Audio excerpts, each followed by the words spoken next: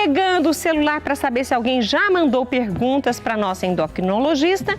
E eu quero agradecer a doutora Natália por estar conosco hoje. Muito bem-vinda. Eu que agradeço o convite, Rita.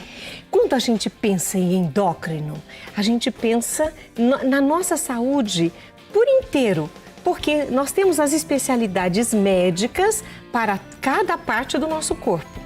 Mas o endócrino é inteiro, porque todos os nossos hormônios fazem com que a saúde total do nosso corpo seja equilibrada. E quando eles estão desequilibrados, tudo se desequilibra, doutora. Aí o problema é forte que vem. Quem tem mais problemas, a mulher ou o homem, nesse desequilíbrio hormonal? Olha, quem tem mais problemas, não sei se eu vou saber te falar quem, mas quem procura mais é sempre a mulher, São né? as mulheres. As Inclusive mulheres para levar os homens, mais, né? Exatamente. Muitas vezes os homens vão levados pelas mulheres. E a obesidade? Ela atinge mais homens ou mulheres ou está equilibrado? Está mais ou menos equilibrado. A obesidade, ela vem assim, o problema da obesidade é que ela vem crescendo muito ultimamente. E é uma doença que causa muitas outras doenças. Pode chegar a 200 o número de doenças causadas pela obesidade. Uau! Então, doenças metabólicas, por exemplo, diabetes, colesterol alterado, hipertensão, síndrome dos ovários policísticos, também doenças mecânicas como artrose de coluna, de joelho, de tornozelo e também doenças mentais como depressão e ansiedade. Então, assim, afeta muito a vida das pessoas. E além disso, não só causa doenças, como diminui o número de vida, o número de anos de vida.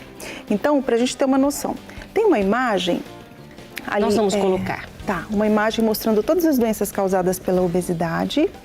E em seguida a gente tem uma imagem que vai mostrar o impacto na previsão de sobrevida aos 70 anos. A chance de uma pessoa chegar aos 70 anos quando ela tem obesidade num grau mais baixo ou mais alto. Então a gente divide hoje os graus de obesidade de acordo com o IMC, que é uma continha que a gente faz utilizando o peso e a altura. Então, quanto mais vai aumentando esse IMC, vai aumentando a gravidade do quadro da obesidade. Por isso que as cores também representam essa gravidade. E à medida que a gente vai avançando ali no grau de IMC, a gente tem um dado também que mostra que pessoas que têm obesidade, que têm peso normal, que têm o IMC normal, elas têm 80% de chance de chegar aos 80 anos. Por outro lado, as pessoas que têm o IMC já mostrando obesidade grau 2, elas têm 60% de chance, são 6 em cada 10, antes eram 8 a cada 10, né, no peso normal. Com obesidade grau 2, que é o IMC de 35 a 40, já é 6 em cada 10. E quando esse IMC vai para 40, que é a obesidade mórbida, já passa para 5 em cada 10. Então, é uma doença que aumenta a mortalidade. Nós ouvimos nos noticiários, nos programas de saúde e até pela internet, a longevidade nos dias atuais, ela está cada vez maior porque as pessoas estão demorando mais com qualidade de vida, chegando ao envelhecimento, enfim, saudável ou não, mas enfim, duram mais, entre aspas, se é que eu posso usar esse termo. Uhum. Mas a obesidade, se ela diminui isso, e hoje a nossa população está muito obesa, essa pessoa que consegue chegar aos 80 anos ou mais, obesa, ela leva junto todos os problemas de saúde que você citou, doutora, e até um pouco mais. Exatamente. Porque se são 200 doenças, nós não vamos citar todas aqui, né? Esse benefício que nós tivemos com a modernização, né? E esse prolongamento da vida, né? Com as vacinas, os tratamentos, a evolução da medicina, né? Então agora a gente tem que preservar esse ganho que a gente teve e essa doença que a gente está falando, por exemplo, pode fazer a gente perder em parte esse ganho, né? Então essa comparação que a gente faz entre os graus de obesidade mostra pra gente o impacto que pode ter essa doença.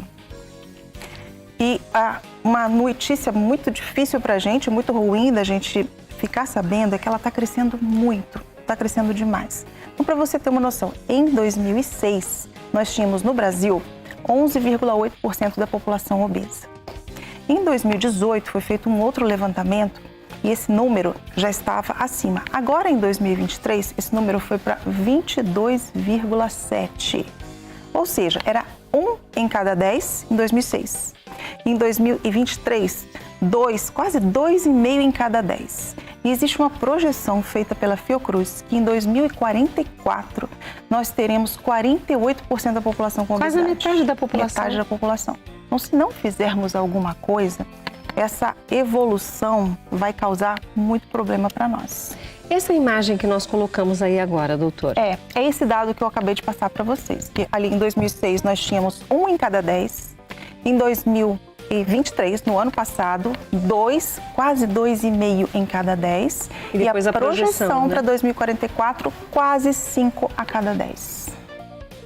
Então, são dados bem impactantes, né? E até a pergunta que eu fiz, hoje a obesidade ela comete mais homens ou mulheres, mas nós sabemos que crianças também hoje estão se já não estão obesas, estão caminhando para. Exatamente, e isso é extremamente preocupante, porque quando uma doença acomete uma pessoa, quanto mais tempo exposto a essa doença, maior a morbidade que ela causa. Então, uma pessoa que ela começa a ganhar peso ali aos 30, 40 anos, ela vai estar exposta a essa doença durante um período. E uma pessoa que começa a ganhar peso ali com 5, 6, 10 anos, vai estar exposta a essa doença durante um período muito maior. Quer dizer que as doenças, as comorbidades, elas podem chegar mais cedo. Então, nós temos hoje crianças que ficam diabéticas por causa da obesidade, que tem hipertensão por causa da obesidade e todas essas outras doenças que vêm junto. Então, realmente, extremamente mais preocupante ainda nas crianças. Doenças que seriam praticamente de adultos. De adultos, exatamente. Já estão se manifestando nas crianças por conta da obesidade. Isso mesmo. Muitas pessoas culpam somente a alimentação pelo fato de estarem obesas. É só a alimentação mesmo, doutora? De jeito nenhum. Nós temos assim, hoje o maior fator causador de obesidade é a genética, que ela determina em 70% o peso de uma pessoa. Então, o peso da mãe, o peso do pai, o peso dos avós influi muito. É a chance da pessoa ganhar peso. Tem gente que come bastante e não ganha tanto peso assim, tem gente que não come muito e ganha peso. E, além disso, nós temos hoje o que a gente chama de um ambiente extremamente obesogênico. Então, a gente vai hoje numa padaria, por exemplo, a quantidade de doces que estão sendo oferecidas para nós ali, né? A facilidade, a gente vai no supermercado, as comidas, os ultraprocessados muito baratos. Então, assim, os alimentos com um sabor muito exacerbado, né? E, infelizmente, pouca educação nessa área. Então, as pessoas têm, de uma forma geral, uma facilidade, né, para comer coisas que não são saudáveis, comer em quantidades que não são adequadas, e as pessoas não olham a balança para ver o que está acontecendo, não se fala sobre isso do jeito que precisava ser falado, e as pessoas vão ganhando peso. Fora as alterações também de ritmo de vida, né? Então, dormimos pouco, ficamos muito estressados, tomamos muitas medicações, tudo isso vai contribuir. Então, além da alimentação, tem outros fatores que também, além da genética, além da alimentação, tem outros fatores que podem ajudar a pessoa a esse ganho de peso. Mas a gente vai continuar conversando sobre isso daqui a pouquinho, depois do intervalo. A gente volta já. Hoje, o programa Mulher.com está tocando num assunto que muitas vezes é o dodói de muitas pessoas. As pessoas não querem falar sobre obesidade, mas também não querem ficar obesas. Mas se estão obesas, precisa de ajuda. E é nisso que nós estamos tentando hoje. Não é para cutucar a ferida de ninguém, mas ficar assim como alerta e saber como você pode voltar ao seu normal, você que quer realmente sair da obesidade, ou você precisa cuidar da sua saúde, já que está obeso ou está obesa. Você não quer ficar assim? Não. Se está feliz, aí eu não brigo com ninguém, né, doutora? Mas é importante que as pessoas ouçam o que nós temos para falar hoje e depois decidam o que vão fazer da sua vida. Porque a obesidade, ela, como nós falamos no bloco anterior, ela traz junto consigo um monte de outras doenças e tira anos de vida desta pessoa. Isso que você falou agora é um aspecto bem importante que a gente precisa tratar. Você falou assim, não estou tocando no ponto fraco, na ferida de ninguém. E assim, uma coisa bem importante do nosso trabalho é a gente fazer com que esse assunto não seja um ponto fraco. Porque a gente começa a falar de estigma da obesidade. Estigma da obesidade é aquele preconceito que as pessoas têm, de uma forma geral, com relação à pessoa com obesidade. E hoje, assim, a pessoa com obesidade é quase 25% da população, só que antes de chegar na obesidade tem o sobrepeso. Então, assim, quase todo mundo tem um pouquinho de gordurinha que deveria perder, então nós estamos falando com uma parcela muito grande da população. Então, existe esse preconceito de que isso é porque a pessoa foi preguiçosa, não fez exercício, porque comeu demais, porque não tem força de vontade. E é o que a gente chama de estigma externo da obesidade, né? A pessoa é mal vista. E aí, esse estigma externo se torna um estigma interno. Ela mesma começa a se sentir culpada por causa disso. E hoje a gente vem descobrindo que esse estigma da obesidade, ele é tão maléfico quanto os malefícios metabólicos da obesidade, porque a pessoa se sente muito mal, se sente muito envergonhada. E na verdade, quando a gente vai estudar os mecanismos bioquímicos, a gente vê que assim, a responsabilidade de uma pessoa numa situação como essa, ela é muitíssimo menor do que o que se considera. Existe uma responsabilidade muito grande da genética, do meio, do estilo de vida que a gente leva, e a pessoa, a questão da força de vontade, da disciplina, sim, é importante, mas é em uma magnitude muitíssimo menor do que é considerada. E esse é um dos grandes desafios nossos hoje. A pessoa, antes de começar a fazer um tratamento, ela olhar para ela e ela aprender a ver o que existe de bonito nela. E a gente gostar da gente em todas as formas. E a gente vai fazer um tratamento baseado em informação, a gente vai estar bem para fazer esse tratamento.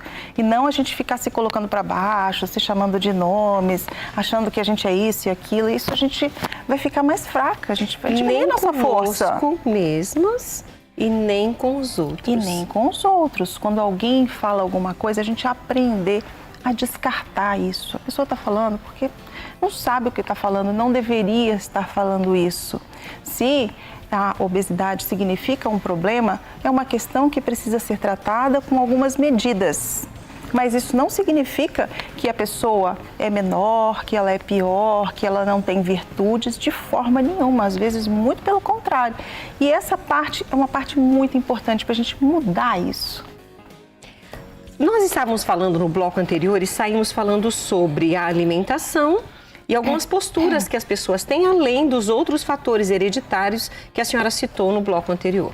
Existe uma esperança? Existe um tratamento? Existe uma disciplina? Medicamento? O que é possível para tratar da obesidade? Vou dividir em duas partes o que você perguntou. O que a pessoa pode fazer para poder melhorar, para poder perder peso, para poder ter uma saúde metabólica maior? Eu gosto de dividir em 4 pilares. Então, o primeiro pilar seria a parte nutricional, o segundo, a parte do exercício físico, terceiro, a parte do sono e quarto, a parte do automonitoramento. Eu vou explicar o que é tudo isso. Então, quando a gente fala de dieta, vou pedir para colocar uma imagem, que é uma imagem de uma balança. Então, toda vez que a gente está falando que uma pessoa está com peso estacionado, é a outra balança, não é essa. A outra balança? Tem uma outra. O peso estacionado pode ser um peso normal ou num peso alto, ela não consegue mudar de peso. Isso significa que o que está entrando no organismo dela em termos de energia, de calorias, é a mesma coisa do que o que está saindo, tá? Então, às vezes ela está num peso alto, mas ela está equilibrada em termos de balanço energético. Ou num peso mais baixo, está equilibrada. E para a gente promover o emagrecimento, a gente precisa desequilibrar essa balança e fazer aquele gasto ficar maior do que o ganho. Que é a outra imagem que nós já tínhamos visto. É uma imagem que eu estou falando aqui do emagrecimento. Lá é quando a pessoa engorda. Tá. Então aqui o nosso objetivo, olhando para essa balança, a gente precisa ou deixar o ganho mais leve ou deixar o gasto mais pesado, né?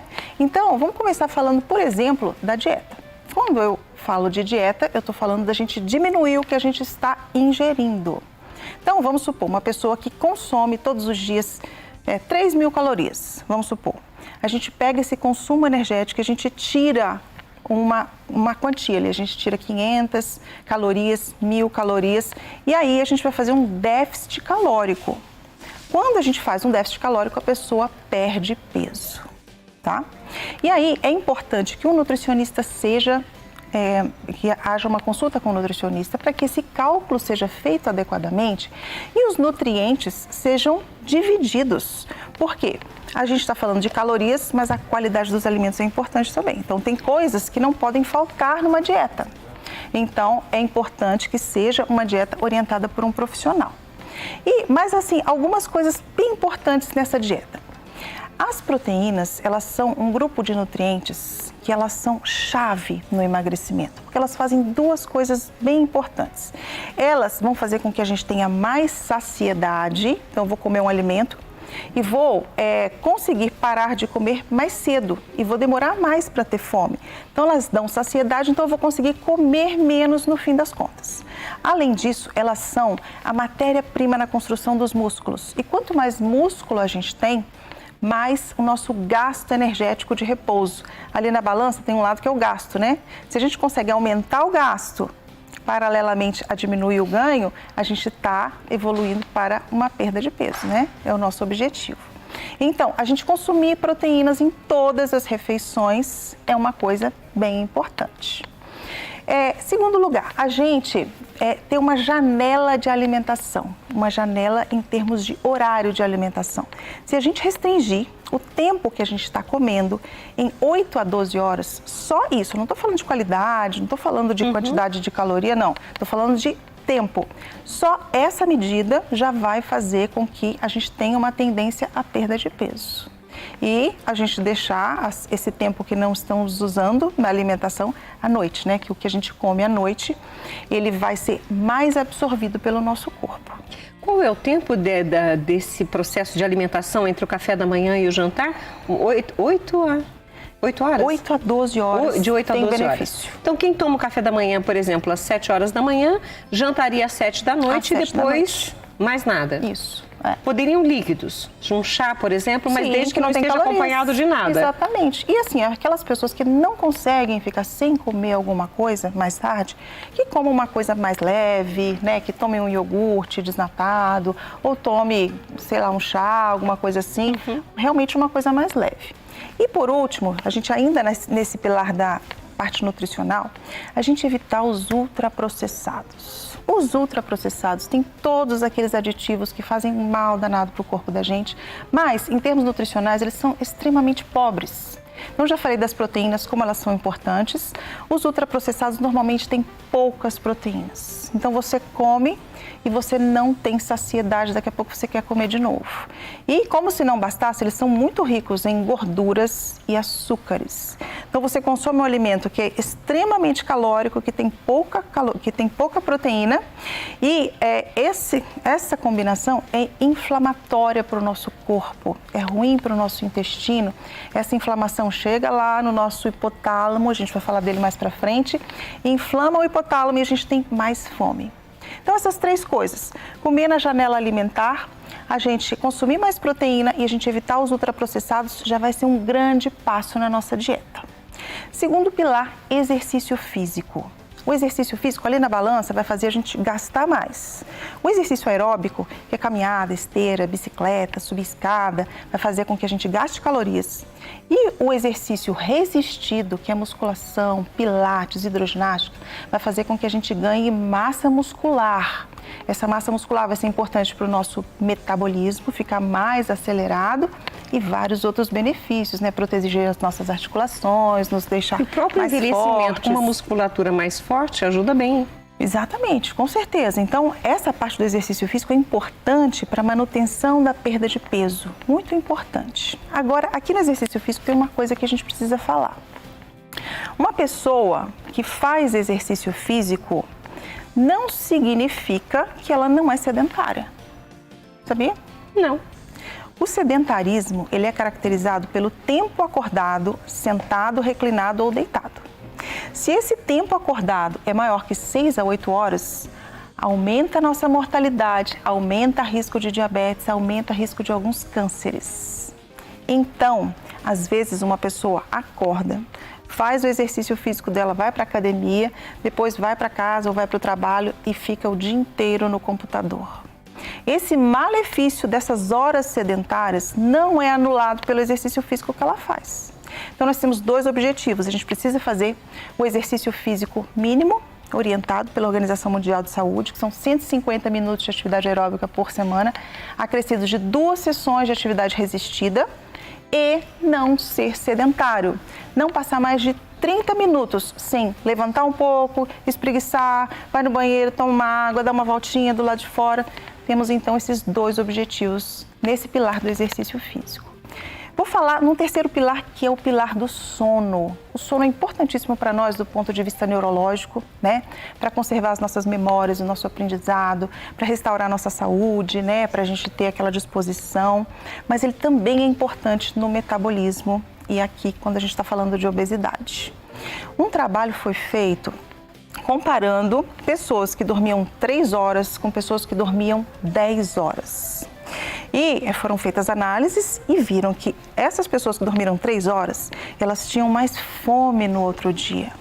Tinham mais fome e, em média, consumiam 296 calorias a mais no outro dia. Quase 300 calorias por dia.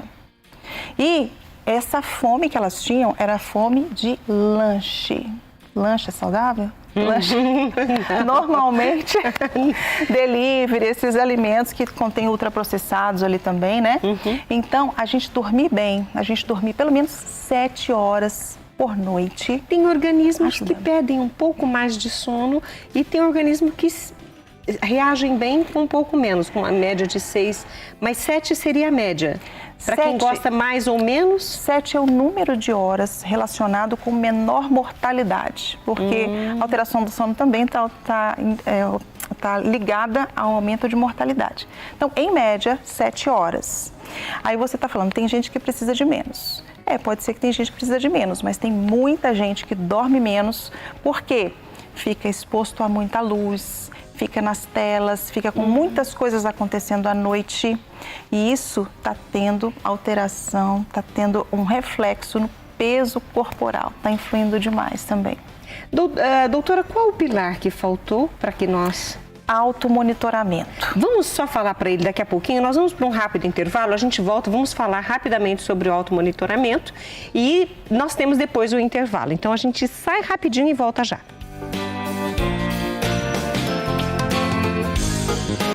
Nós vamos agora continuar um pouquinho mais com a doutora Natália Ferreira, endocrinologista, hoje falando sobre a obesidade, que vem crescendo aí em níveis alarmantes. Então, nós temos que cuidar, claro, de nós e com muito amor, cuidar também daqueles da nossa família que estão obesos, ou amigos, ou a informação que nós estamos passando hoje aqui para você, que você multiplique, que você pulverize e possa ajudar também outras pessoas. E faltou um pilar para nós falarmos e é esse que nós vamos abordar agora, né, doutora? Esse que é importantíssimo, é a gente saber o que está acontecendo, é a gente se pesar com regularidade. Muitas vezes a gente vai ganhando peso e não está vendo o que isso está acontecendo e então não faz nada com relação a isso. Então, quando a gente vai lá, se pesa, se olha no espelho, olha para aquelas gordurinhas que você não gosta, é ruim mesmo, mas precisa olhar. Isso vai criar em nós a força para a gente tomar uma atitude e ir atrás de um tratamento. Falando um pouco sobre tratamento da obesidade, é outro assunto que existe muito preconceito com relação a ele. Normalmente as pessoas tomam remédio para pressão alta, tomam remédio para diabetes, mas na hora que a gente fala em tomar remédio para obesidade, as pessoas acham, não, imagina, que isso, faz mal para a saúde. Só que, gente, é muita covardia a gente pegar uma pessoa que teve um ganho de peso, o corpo dela começa a agir do ponto de vista hormonal todo a favor de manter aquele ganho de peso. Então, a gente tem uma imagem que mostra ali o hipotálamo nosso. O hipotálamo é o centro, tem uma parte dele que é o centro regulador da fome e da saciedade. E ele marca aquele peso máximo que a gente chegou e faz de tudo para manter, às custas de aumentar a fome. Então, quando uma pessoa começa a fazer uma dieta e perde 1 quilo, por exemplo, a fome dela aumenta. Dieta já é difícil de fazer, né? A gente restringir, a gente começou aquelas coisas, já é difícil. E quando você começa a emagrecer, aumenta a fome. E como se não bastasse, também diminui o nosso gasto energético. E quanto mais a pessoa vai emagrecendo, mais vai aumentando essa força que o corpo vai fazendo para retornar ao peso anterior. E é aí que entra a necessidade da medicação. Que hoje no Brasil, por exemplo, das pessoas que têm indicação de uso da medicação, somente 2% usam remédio. Então a gente precisa realmente mudar esse ponto de vista e começar a oferecer para essa pessoa que está com esse excesso de peso um tratamento adequado, que é multidisciplinar, que muitas vezes precisa da medicação também e algumas outras vezes até da cirurgia bariátrica. Ou seja, esse medicamento é um auxiliar, porque ela vai precisar não só da ajuda dos médicos, não só da ajuda de si mesma, porque a força vai ser grande, mas também do medicamento. Porque senão sozinho é muito difícil, não, doutora? Muito difícil, muito difícil. Os casos de sucesso que a gente tem, a gente sabe de casos de sucesso, pessoas que conseguiram emagrecer grandes volumes, que perderam muito peso. Esses casos, eles são exceção. Existe assim um número muito alto de reganho de peso. Às vezes a pessoa emagrece, mas não consegue manter aquela dieta tão restritiva, um exercício físico tão alto. Então, a gente precisa começar a olhar para essa questão como uma doença e fazer o tratamento necessário para a gente diminuir esses números. A Josete, ela colocou, tenho 52 anos e pelo menos 3 vezes por semana eu subo uma escadaria de 576 degraus. Subir escada é bom, doutora? Excelente, uma atividade física de alta intensidade, muito bom. E ela faz isso 2 a 3 vezes por dia. Por dia? É, porque ela colocou aqui. 2 a 3 vezes que ela colocou por semana, né? Pelo menos 3 vezes por semana e talvez nesses dias que ela vai, ela faz 2 ou 3 vezes nos dias que ela escolhe. Excelente. A gente precisa ver que tempo que ela está fazendo isso, né? Quanto tempo ela demora, mas provavelmente ela está batendo a meta da atividade aeróbica, né? Que é uma atividade de alta intensidade, mas falta o resistido também. Bom, a gente vai aprender mais. A doutora tem que voltar. Doutora, muito obrigada por estar conosco. Eu que agradeço pela oportunidade. E a gente hoje conversou com a doutora Natália Ferreira, especialista. Ela já está aí há mais de 18 anos nesta faixa da obesidade. Então, realmente, vem se especializando cada vez mais, né, doutora? Sim, então, sim. A sua profissão tem salvado vidas, ajudado o resgate da vida de muitas pessoas. Muito obrigada por estar conosco aqui no programa Mulher.com. E eu que agradeço, gente. Obrigada.